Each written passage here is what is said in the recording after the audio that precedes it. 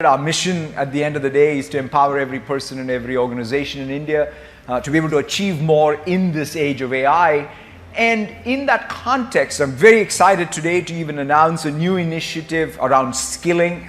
We are going to equip 2 million plus people in India with AI skills. We think that obviously at the end of the day, really taking the workforce and making sure that they have the skills in order to be able to thrive in this new age is the most important thing that any of us can be doing, and we are happy to play our role in it.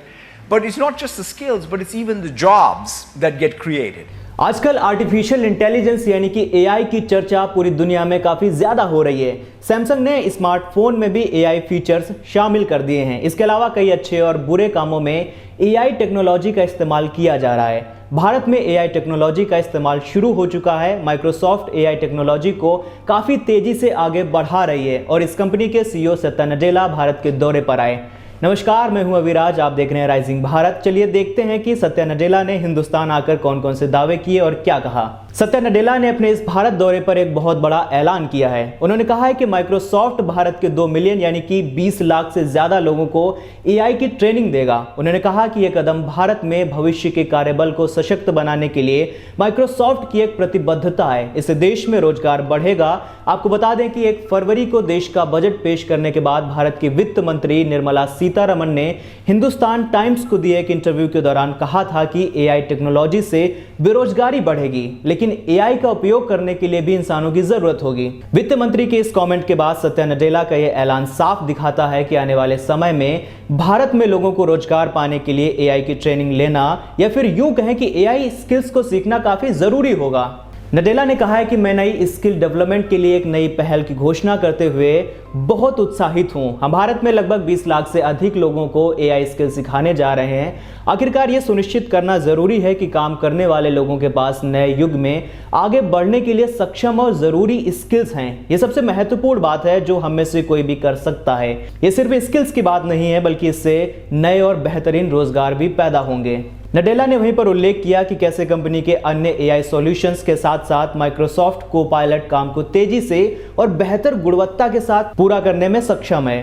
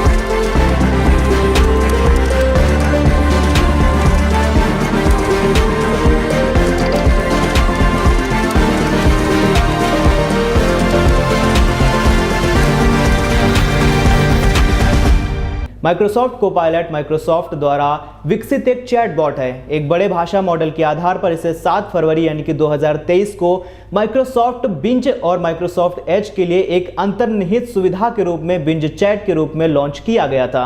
Bharat में कई संस्थान Copilot for Microsoft 365 और GitHub Copilot का उपयोग करते हुए उत्पादकता बढ़ा रहे हैं और इनोवेशन को गति दे रहे हैं, जैसे कि एक्सिस बैंक है। भारत में एंटरप्राइज स्केल पर कोपायलट माइक्रोसॉफ्ट को अपनाने वाला एक्सिस बैंक पहला बैंक है। इसके 3000 यूजर्स हैं और यह संख्या लगातार बढ़ रही है। कोपायलट की मदद से रोजाना के कामों में इसकी उत्पादकता 30% से ज्यादा बढ़ी है। अगला आता है इन्फोसिस। ये आईटी कंसल्टिंग फर्म भारत में गिटहब कोपायलट को अपनाने वाले शुरुआती में से बड़े नामों में से है। कंपनी के 7000 से ज्यादा डेवलपर्स एआई की ताकत को आजमाने और मन की गति से इनोवेशन करने के लिए गिटहब कोपायलट का प्रयोग कर रहे हैं। अब आता है HCL टेक। ये ग्लोबल आईटी सर्विसेज एवं कंसल्टिंग कंपनी है। माइक्रोसॉफ्ट टीम के लिए कोपायलट फॉर माइक्रोसॉफ्ट 365 प्लगइन बनाया था, जिससे सॉफ्टवेयर डेवलपर्स एवं मैनेजर्स को बग रिजोल्यूशन में मदद मिली। अब आता है LTI Mindtree. ITM consulting services प्रदान करने वाली अग्रणी कंपनी ने कोपायलट फॉर माइक्रोसॉफ्ट 365 प्लगइन बनाया है जिससे टीम्स स्टाफ मैनेजमेंट बेहतर कर सके। नडेला ने आगे कहा कि वो भारतीय ब्रांड कार्या की टीम के साथ बातचीत करके काफी प्रेरित हुए हैं। भारत की एक लोकल कंपनी कार्या ने ग्रामीण भारत में आय के स्रोत उपलब्ध कराने के लिए माइक्रोसॉफ्ट रिसर्च का उपयोग किया है। माइक्रोसॉफ्ट के CEO सत्या नडेला ने कार्य के काम को देखकर दावा किया कि वे AI द्वारा बनाए गए अवसरों का उपयोग करके ग्रामीण भारत में अच्छी तनख्वाह वाली नौकरियां प्रदान कर सकते हैं। खैर, देखना यह होगा कि जमीनी हकीकत क्या होती है इसकी और इसको कितने बेहतरीन तरीके से लागू किया जाता है, इंप्लीमेंट किया जाता है और भारतीयों को AI कैसे सिखाया जाता है। फिलहाल देखते रहिए राइजिंग भारत, तब तक के लिए शुक्रिया।